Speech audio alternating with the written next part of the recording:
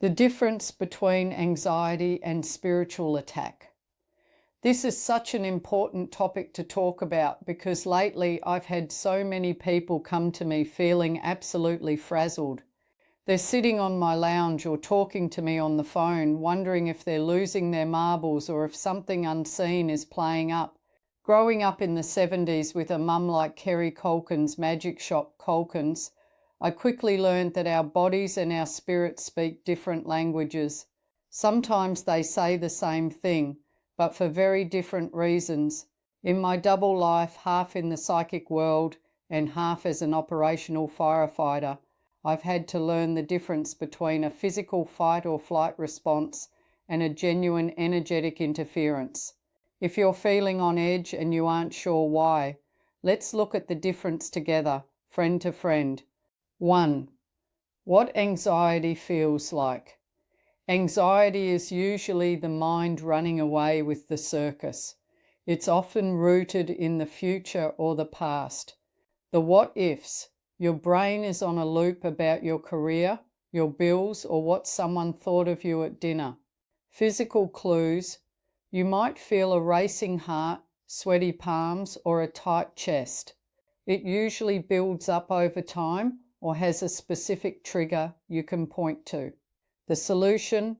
Anxiety often responds well to grounding, deep breathing, and practical life changes. It's your body's alarm system saying, "Hey, we're a bit overwhelmed here." A story from the front lines. I remember a night at the fire station a few years back. I was feeling perfectly calm, just waiting for the next call out. Suddenly I felt this crushing weight of despair. My heart started thumping, but it wasn't my heart. I knew my own stress levels, and this felt like a hitchhiker. Instead of reaching for a distraction, I stopped and did a quick, energetic scan. I realized that a very heavy energy had drifted into the station from a previous incident. It was knocking on my door. I stood up, grounded my feet, and visualized a burst of white light pushing that grey energy out of my personal space. Within seconds, the anxiety vanished. If it had been clinical anxiety, it would have lingered. Because it was spiritual, it left as soon as I showed it the door. How to tell which one it is. Next time you feel that flutter in your tummy, try this. The "who does this belong to" test. Ask yourself, is this my feeling or am I picking this up? If you get a sudden sense of relief just by asking the question, it's likely spiritual. The cold water test. Splash your face with cold water or hold an ice cube. If the feeling stays, it's likely your nervous system anxiety.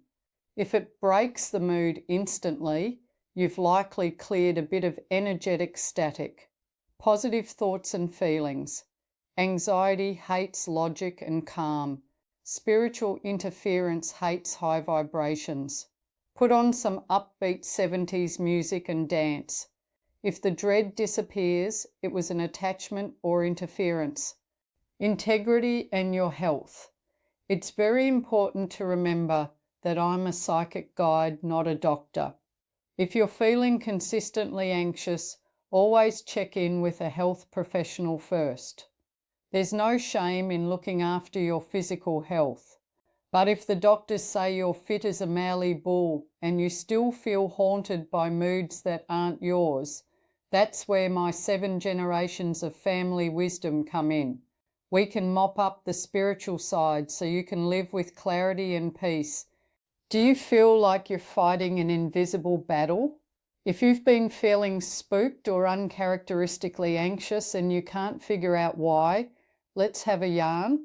I can tune into your vibration and tell you pretty quickly if you're just stressed or if there's something in your environment that needs a bit of a spiritual nudge to move along. Sarah Calkins, would you like me to do a spiritual health check during a private phone reading to see what's really behind those feelings?